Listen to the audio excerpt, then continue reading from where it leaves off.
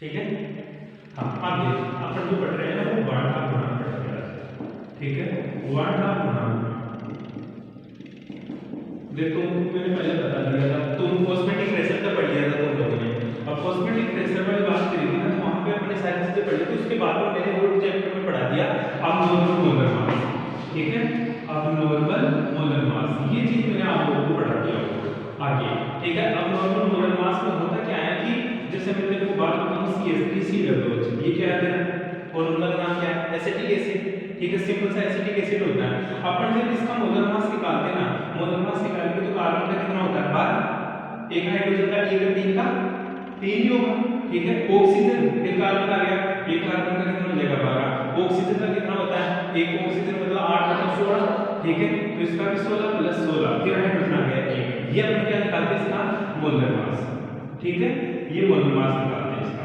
ये इसका molar mass निकाल के टोटल ऐड करेंगे तो 12 12 24 24 और 3 27 27 और 16 मतलब 32 रे 33 जोड़ दे। ठीक है, किसमें 27 में। ठीक है, टोटल जब ऐड करेंगे तो इसकी जो वैल्यू आएगी वो 60 आएगी। ठीक है, मतलब जो एसिटिक एसिड होता है उसका मोलर मास 60 आता है। ठीक है, लेकिन जब अपन इसी को सॉल्यूशन में लेके जाते हैं ना, किसी भी पानी में डाल देंगे मतलब सॉल्यूशन में डाल दिया, सॉल्यूशन में डालते क्या होता है एसिटिक एसिड क्या करता है कि पानी के जो एटम में जाकर ये बिखर जाता है, मतलब ये अपनी स्ट्रक्चर दिखाना शुरू कर देता है। दूसरा जो एसिटिक एसिड आएगा मतलब एसिटिक एसिड को ग्राफ में डालेंगे तो उसमें 5-7 मॉलिक्यूल्स होंगे, तो जो मॉलिक्यूल्स हैं वो क्या करेंगे एक दूसरे के साथ बाइंड हो जाते हैं। जैसे एक कार्बन था यहाँ पे तो क्या जोड़ देंगे वापस से पूरा चक्कर यहाँ पे डबल बॉन्ड को। ठीक है, अब इन दोनों के बीच में जो बॉन्डिंग होती है वो कौन सी होती है, कौन सी, हाँ हाइड्रोजन बॉन्डिंग। ठीक है, तो होता क्या है कि जब अपन बात करें एसिटिक एसिड के एक मॉलिक्यूल्स की, ठीक है एक मॉलिक्यूल्स ये था, जब अपन ने नॉर्मली एसिटिक एसिड का नाम लिया तो तेरे दिमाग में सीधा सा इतना आएगा कि CH3COOH एसिटिक एसिड है। ठीक है, और तेरे से मैं पूछूं किसका मोलर मास क्या आएगा तो तू क्या बोलेगी कि इससे 60 आएगा। क्यों, क्योंकि तू कैलकुलेट करके बता देगी कि इसका मोलर मास 60 आएगा।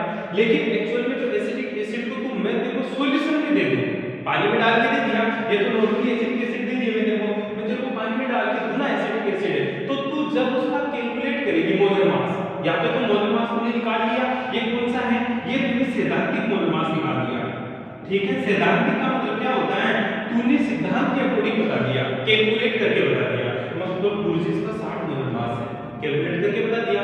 लेकिन जब तू एक्सपेरिमेंटल वैल्यू निकालेगी इसकी तो इसके जो एक्सपेरिमेंटल मोलर मास आता है वो 120 आता है, मतलब इसका जस्ट क्या आया डबल, 60 का जस्ट डबल आ गया। तो ऐसा हुआ क्या, ये तो तूने सैद्धांतिक मतलब तूने कैलकुलेट कर दिया, ठीक है मतलब ज्ञात कर दिया। लेकिन जब तू एक्सपेरिमेंटली प्रायोगिक मान निकालेगी, इसको इंग्लिश हिंदी में बोलते हैं इसको प्रायोगिक मान। ठीक है, मतलब इसको एक्सपेरिमेंटल वैल्यू, जब प्रायोगिक मतलब प्रयोग करके तू इसका मोलर मास निकालेंगे तो 120 आएगा। हुआ क्या ऐसा, क्योंकि गुरुजी जब ये अलग था ना तब इसका 60 था क्योंकि कैलकुलेट कर लिया मैंने, लेकिन जैसे पानी में डाला तो इन दोनों के बीच में क्या हो जाती है, दो मॉलिक्यूल्स के बीच में हाइड्रोजन बॉन्डिंग हो जाती है, मतलब मोटा अणु बन गया। ये तो छोटा सा था, ये अभी भी एक ही एटम है, ये भी एक ही मॉलिक्यूल्स है और ये भी तेरा एक ही मॉलिक्यूल्स है, लेकिन इसका मोलर मास 60 आता है। क्यों, क्योंकि तूने सिर्फ अपनी थ्योरी के बेस पे कैलकुलेट करके बता दी 60 है। ठीक है, लेकिन जब मैंने तेरे को सॉल्यूशन भी दिया, इसको पानी में डाल के दिया, मैं बोला कि जब मशीन पे जाए इसका तो मोलर मास कैलकुलेट करके ला, क्योंकि एक्सपेरिमेंटल अपन कैलकुलेट कर सकते हैं मोलर मास, तो तेरे को पता चला मशीन वैल्यू बता दी 120, तो तू बोलेगी आकर कि सर ऐसा क्यों हुआ, इससे डबल क्यों हुआ। ऐसा इसलिए हुआ क्योंकि दो एसिटिक मॉलिक्यूल्स आपस में हाइड्रोजन बॉन्डिंग के द्वारा बन रहे हैं, इसलिए इसका मोलर मास क्या हो गया 120 होगा। इसी को क्या बोलते हैं अबनॉर्मल मोलर मास, मतलब नॉर्मल मोलर मास तो कितना 60, लेकिन अबनॉर्मल मतलब असामान्य, असामान्य अणुभार कितना हो गया 120। आएगा समझ में, ये चीज मैंने पढ़ा दी थी जो वीडियो में मिल जाएगी आपको। ठीक है, मतलब ये अबनॉर्मल मोलर मास कितना आएगा 120 और नॉर्मल मोलर मास 60। आएगा समझ में। अब इस चीज को इन दोनों को बराबर कब करूं मैं, बात को समझो कि ये तो तू सैद्धांतिक बता दिया, ये प्रायोगिक बता दिया, तो सर इन दोनों में क्या रिलेशन आया, इन दोनों में रिलेशन मैंने यहां देखा तो पता चला मुझे दो का रिलेशन आया, ये जस्ट इसका डबल है, ये जस्ट इसका डबल है। अब ये डबल है तो इसको कौन बताया, इसको बताया वांटा।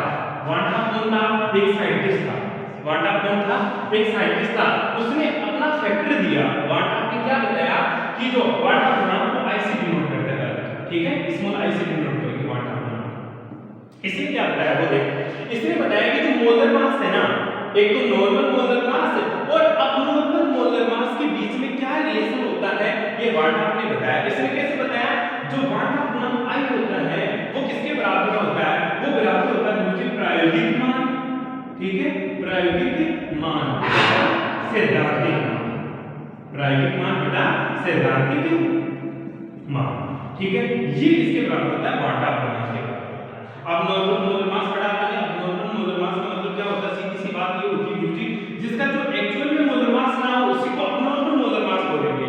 मतलब मेरे को दिख रहा है, मैं सोच, मतलब मैं तेरे को एसिडिक एसिड का नाम लूं, तेरे को पानी का नाम लूं, पानी का नाम लेते मेरे दिमाग में एक ही चीज आएगी H2, और मैं तेरे को बोलूं कि मतलब पानी का मोलर मास कितना होगा, तो बोलेगी गुरुजी इसका तो 18 होता है, क्यों, 16 तो ऑक्सीजन का और 2 हाइड्रोजन का, 18 होता है, ठीक है।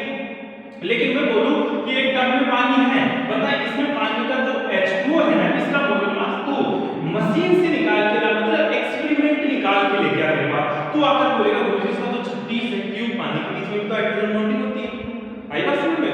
तो ऐसा हो रहा है इनके बीच में, मतलब कैलकुलेटेड अलग आता है, एक्सपेरिमेंटली मान अलग आता है, तो इसको समझाया किसने, वार्नर ने समझाया। और वार्नर ने क्या बताया कि जो वार्नर ने बताया कि जो प्रायोगिक मान और सैद्धांतिक मान का जो अनुपात होता है ना, वो किसके बराबर होता है, वार्नर गुणांक के बराबर होता है। किसके बराबर होता है, वार्नर गुणांक के बराबर होता है। यही तेरा वार्नर कांस्टेंट होता है। अब तूने क्या क्या चीज पढ़ी, कोलिगेटिव प्रॉपर्टीज में तूने बहुत सारी कोलिगेटिव प्रॉपर्टीज पढ़ी थी, कौन कौन सी, एक तो तूने डेल्टा टीबी भी पढ़ा था, ठीक है, एक डेल्टा टीए भी पढ़ा तूने, ठीक है, एक क्या पढ़ा था, पी नॉट माइनस का PS divided by P not, इसको क्या बोला था तुमने, lowering in vapour pressure, lowering in vapour pressure, वाष्प दाब में अवनमन, वर्तमान उन्नयन, ठीक है, और इसको क्या बोला था हमने, हिमांक अवनमन, को लास्ट में को पढ़ा था अपने पाई, और पाई क्या था, ऑस्मोटिक प्रेशर, मतलब प्रसारण दाब।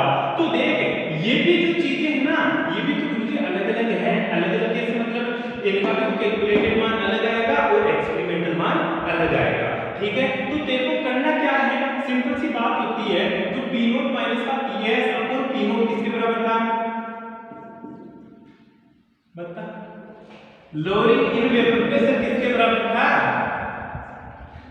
लोअरिंग इन वेपर प्रेशर अक्ष था, ठीक है, अक्ष क्या था, NA डिवाइडेड बाय NA से NA। अब बता, x मतलब मोल फ्रैक्शन ऑफ सॉल्यूट, ठीक है, Na क्या है, mole of solute, Na mole of solute plus mole of solvent, ठीक है। तो ये x के बराबर था। तो इसके अंदर मैं चाहता हूं ये जो मेरा वैल्यू आ रही है ये एक्सपेरिमेंटल है, ये जो कैलकुलेटेड, क्योंकि फार्मूला आपने कैलकुलेट किया था उस टाइम में, एक का फार्मूला ड्राइव किया था, डेल्टा टीबी का फार्मूला क्या है बता दे, डेल्टा टीबी बराबर केबी इनटू स्मॉल m, हां डेल्टा टीए क्या था, kf इनटू स्मॉल m, और पाई क्या था, cst।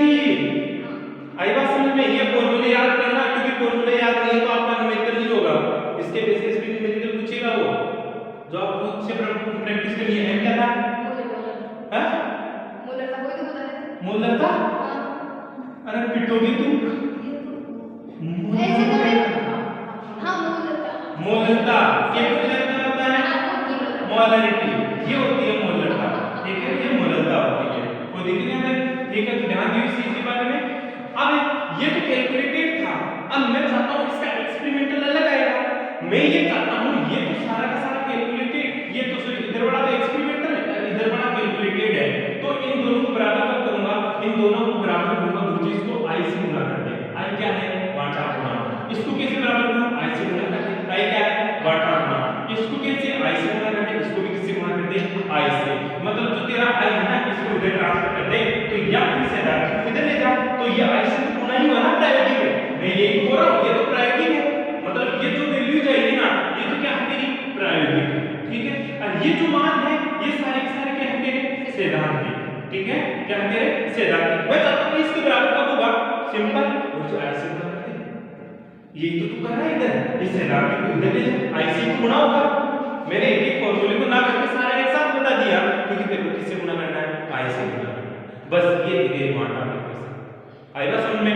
क्वेश्चन क्या आता है, क्वेश्चन वाटा में क्वेश्चन का I पूछेगा, ठीक है, ये कैसे आता है। उसके बाद में एक आता है वाटा के क्वेश्चन में, गुरुजी जो ये वाटा के क्वेश्चन क्यों पढ़ी अपन ने, क्योंकि वैल्यू क्या आती है, अबनॉर्मल कोलिगेटिव प्रॉपर्टी प्रॉपर्टी और अबनॉर्मल मोलर मास, असामान्य अणुशक्ति गुणधर्म और असामान्य मोलर मास, ठीक है, उसकी वजह से मेरे को वाटा पढ़ना पड़ा। आएगा समझ में?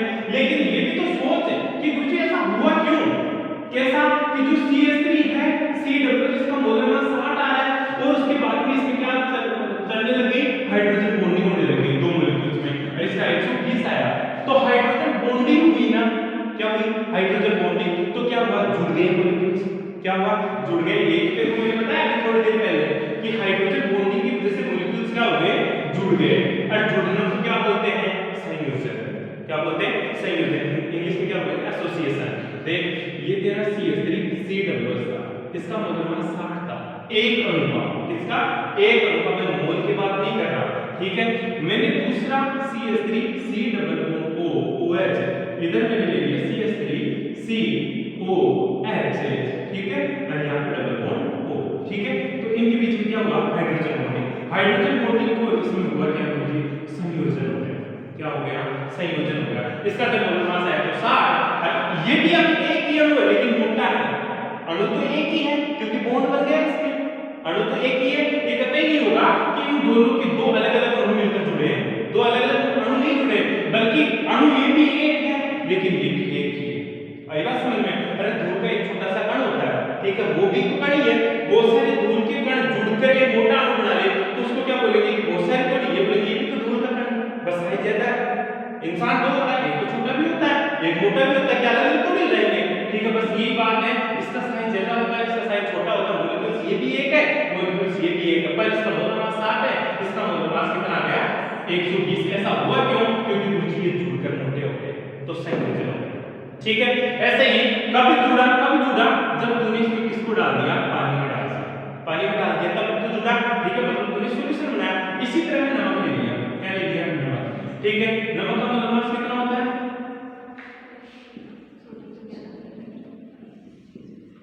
हाँ, सोडियम का क्या, 23, 11 एटॉमिक मास होता है, मतलब उसका डबल करके एक जोड़ दे, ठीक है, और क्लोरीन का 35.5, टोटल कितना होता है 58.5, ठीक है, मतलब सोडियम का NaCl का जब नमक, NaCl नमक है, तेरा टेबल 7 है, जब टेबल 7 का तो मोलर मास निकाल रहा है तो तेरे को पता चला 58.5 आ गया।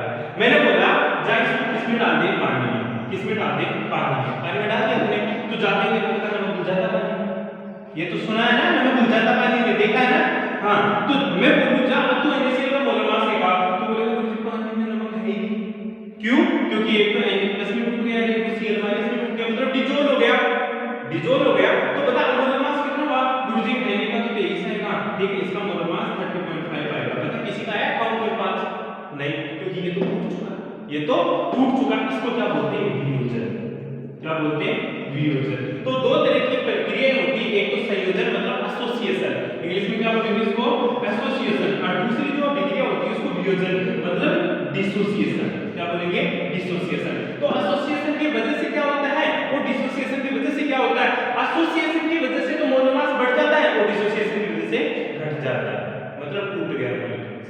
आएगा समझ में? तो इसके बेसिस पे व्हाट आपने एसोसिएशन कैसे निकाला, डिसोसिएशन कैसे निकाला, वो देख, बस दो और फैक्टर बचे, एक तो एसोसिएशन और दूसरा तेरा डिसोसिएशन। एसोसिएशन क्या होता है और डिसोसिएशन क्या होता है, नाम से ही होता है, एसोसिएशन मतलब एसोसिएट होना, मतलब संयोजन होना, ठीक है, डिसोसिएशन का मतलब डिसोसिएट होना मतलब टूटना, ठीक है। तो पहला है तो तुम्हारे लिखा भी रखा है कॉपी में मैंने, व्हाट आप नाम का वियोजन की मात्रा का निर्धारण, एक तो वियोजन की मात्रा निकालेगी तू और दूसरा संयोजन की मात्रा, संयोजन वाला नहीं लिखा तूने, हाँ निकाल लिया, ठीक है। एक तो डिसोसिएशन वाला देखेंगे, एक तो एसोसिएशन वाले देखेंगे, तूने जो कर रखा है वो शायद ऐसा ही कर रखा है,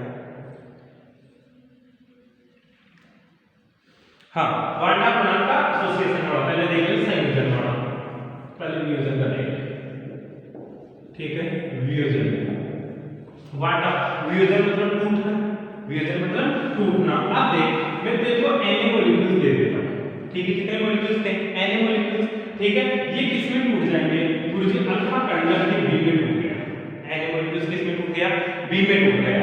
शुरू में इसके कितने मोल मॉलिक्यूल्स थे, इसके N मॉलिक्यूल्स थे, ठीक है, इसके कितने 0, इसके कितने 0, ठीक है, तो इसमें से मैंने N - अल्फा अल्फा, ठीक है, मतलब मैंने कुछ मॉलिक्यूल्स तोड़ दिए।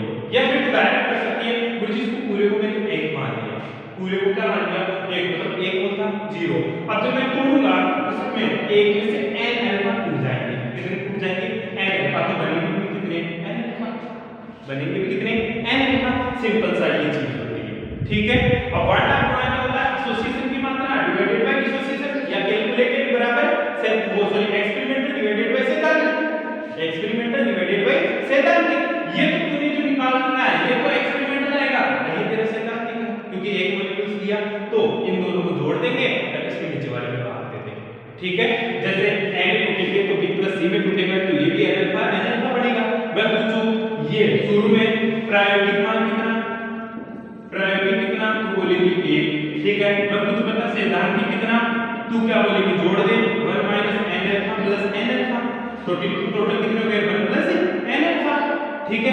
डिवाइड कर दे, आइडिया इक्वल टू किसके बराबर होता है, प्रायोगिक कितना सैद्धांतिक, प्रायोगिक कितना 1, सैद्धांतिक कितना 1 + n अल्फा, ठीक है। ये आइडिया के बराबर होता है, आएगा समझ में।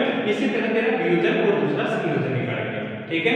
मैंने बताया था आपको, एक बार मैं थ्योरी करके बताता हूं, तुम्हारी कॉपी में तूने गलत लिख रखा है,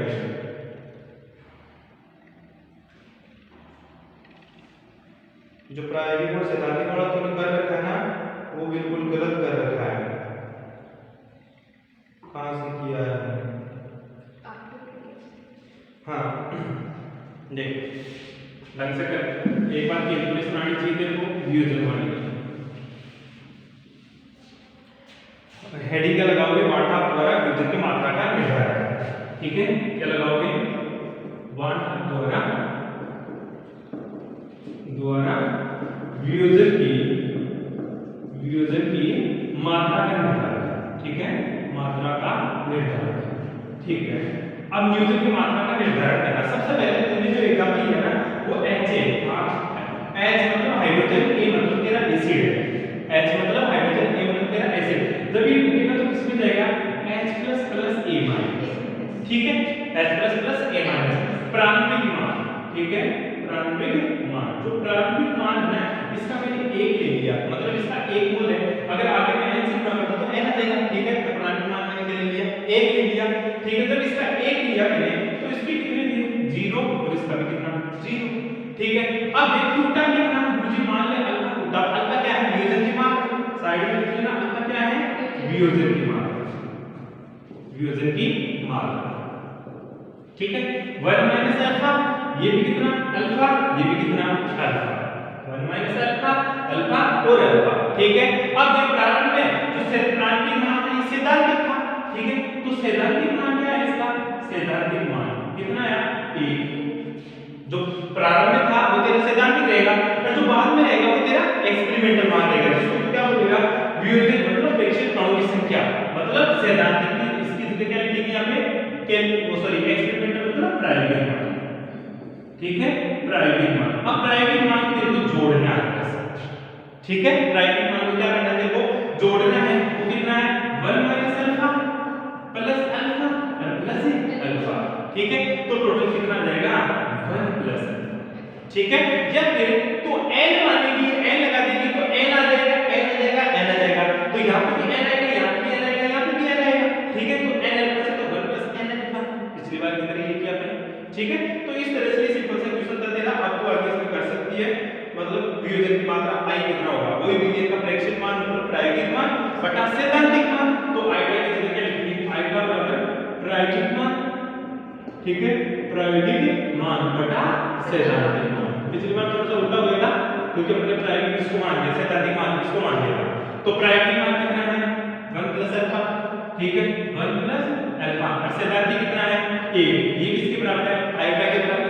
तेरे को क्या चाहिए वियोजन की मात्रा का निर्धारण, अब वियोजन की मात्रा क्या है अल्फा, मतलब तेरे को अल्फा चाहिए, क्या चाहिए तेरे को अल्फा। अब बताइए आइडिया इक्वल टू 1 + अल्फा, तो 1 है तो आइडिया किसके बराबर हो गया 1 + अल्फा, और अल्फा किसके बराबर हो गया आइडिया बस ये वैल्यू आ गई, ठीक है। अब देख इसको थोड़ा अच्छा बनाना है क्वेश्चन को, तो क्या करेंगे गुरुजी मैं अल्फा यहां पे n लगा दूं, क्योंकि मेरे पास जरूर थोड़ी एक ही मॉलिक्यूल्स लो, कोई जरूरी नहीं है। तो यहाँ पे क्या रहेगा n अल्फा, यहाँ पे क्या रहेगा n अल्फा, यहाँ पे भी n, यहाँ पे भी n, यहाँ पे भी n रहेगा, यहाँ पे भी n, मतलब हर जगह n लगा दे तो लास्ट में तो n अल्फा आएगा तो नीचे n आ जाएगा। बैठ गई बात समझ में, क्योंकि ये n साथ में चलेगा, यहाँ पे भी क्या रहेगा तेरा n अल्फा, ठीक है, तो यहाँ पे भी क्या रहेगा तेरा n अल्फा, ठीक है, तो मेरे को तो अल्फा चाहिए ना, ठीक है, ये भी क्या रहेगा तेरा n अल्फा, मेरे को अल्फा चाहिए तो n का डिवाइड हो जाएगा।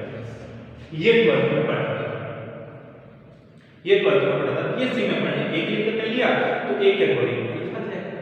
बैठ गई चीज समझ में, ठीक है, ये तेरा वियोजन था।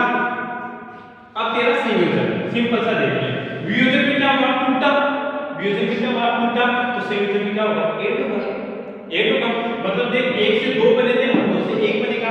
आई बात समझ में, वो करेंगे वाटा द्वारा संयोजन की मात्रा का निर्धारण, किसकी मात्रा का, संयोजन, ठीक है, संयोजन की मात्रा का निर्धारण, ठीक है, ये सिंपल सा क्वेश्चन है। अब संयोजन की मात्रा वाला क्वेश्चन देखो, अब मैं क्या ले रहा हूं, मतलब Na ले लिया, मॉलिक्यूल्स ले लिया, जैसे मैंने मॉलिक्यूल्स ले लिया n, ठीक है, Na मॉलिक्यूल्स है, ये संयोजित होगा, ठीक है, तो एक के क्या लग जाएगा, डिवाइड लग जाएगा, मतलब एक के नीचे चला जाएगा ऐसे। फॉर एग्जांपल तुमने पॉलीमर में पढ़ा था बहुलक में, ठीक है, बोल वहां पे क्या था NCS2 double bond CH2, ethene का बहुलक क्या कहलाता था, पॉलीथीन कहलाता था, याद कर, नीचे ऐसे नहीं लगा। आई बात समझ में, तो मतलब ये क्या होती जुड़ रही थी एक इकाई n जिसमें मैं 5 ले लूं तो ये 5 जुड़ती थी, वो संयोजन ही था, बस मैंने वो तो किया n = 1 नीचे n। आई बात समझ में, बस ये भी क्या है तेरा संयोजन। इसको देख ले, सिंपल सा है, दोनों का डेरिवेशन पूछता है, एक क्वेश्चन हमेशा पूछेगा, या तो संयोजन पूछेगा या वियोजन, दोनों में से एक पूछता है, जो पिछली बार पूछ लिया वो अगली बार नहीं पूछेगा, ये ध्यान रखना, ठीक है, हमेशा पूछेगा। अब देख इसकी इनिशियल कंसंट्रेशन एक ले ली, वही 0, ठीक है, अब इसमें से अल्फा टूटेगा 1 - अल्फा, तो ये क्या होगा अल्फा बाई n होगा, ये ध्यान रखना, बस 1 - अल्फा बाई n हो जाएगा, इतना सा ध्यान रखना। बाकी की चीजें वही तो निकालेंगे वापस, सारी चीजें वहीं से आ जाएंगी। सैद्धांतिक क्या, सैद्धांतिक मान कितना 1, प्रायोगिक मान कितना देना, ठीक है, प्रायोगिक मान जोड़ देंगे 1 - अल्फा प्लस, ठीक है, अल्फा, ठीक है, ये तेरा क्या है प्रायोगिक, आएगा किसके बराबर होता है, वही दूसरी प्रायोगिक, ठीक है, प्रायोगिक मान बटा सैद्धांतिक मान, ठीक है, तो प्रायोगिक कितना आ गया तेरा, मेरा 1 - alpha plus alpha divided by n divided by 1, ठीक है, मतलब अल्फा चाहिए तेरे को, ये किसके बराबर है आयोटा के, ठीक है, ये किसके बराबर है आयोटा के, तो इसको इधर मल्टीप्लाई कर दे तो आयोटा बराबर क्या आ गया 1 - alpha plus alpha by n, तेरे को अल्फा चाहिए, अल्फा को ले ले, इसको सॉल्व कर ले, आयोटा को इधर भेज दे, काम हो जाएगा तेरा, ठीक है, ये तेरा क्या है वियोजन के संयोजन की मात्रा, और ये तेरी यूनिट भी खत्म, ठीक है, ओके, बंद कर दो।